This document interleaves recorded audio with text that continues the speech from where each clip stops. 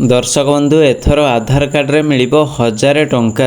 तेबे कण आसीछि update T आज वीडियो रे जणाइबी। ता पूर्व वीडियो को शेष पर्यंत देखंतु एवं वीडियो टी गोटे लाइक करी चैनल टी को सब्सक्राइब कर दियंतु एवं पाखर थिबा बेल आइकन को दबाई ऑल नोटिफिकेशन उपरे ऑन करी रखंतु जहा द्वारा आपण हम चैनल रो प्रत्येक लेटेस्ट वीडियो सर्वप्रथम देखि परिबे।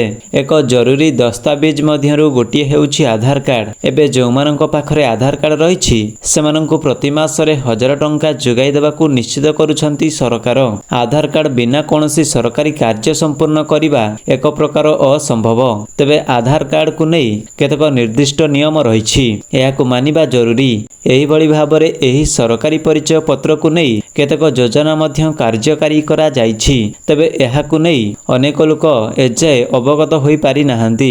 आधार कार्ड रे प्रति मासरे 1000 टंका लेखाए पाइबाकू एक निर्दिष्ट मानदंड रहिछि, एहाकू जानिबा जरूरी। केवल 18 रु 40 वर्ष वयस्क व्यक्ति एही योजनार लाभ उठाई पारिबे। साधारण जनतांकू आर्थिक रूप से सुदृढ़ करिबा एही योजनार मूल लक्ष्य। निकटस्थ जेकोसी बैंक को जाई एही योजनार लाभ उठाइबा पई फॉर्म मागी पारिबे।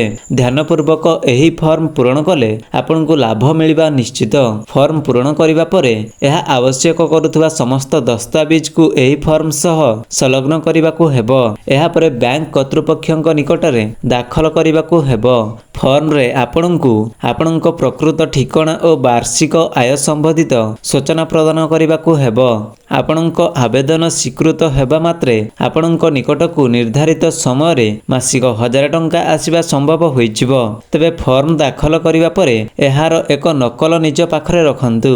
एही योजनार नाम हेउछि अटल पेंशन योजना। एही योजना रे पंजीकृत हेबा परे आपनकू प्रति मासरे प्रीमियम आकार रे किछि टंका पैठ करिबाकू हेबो।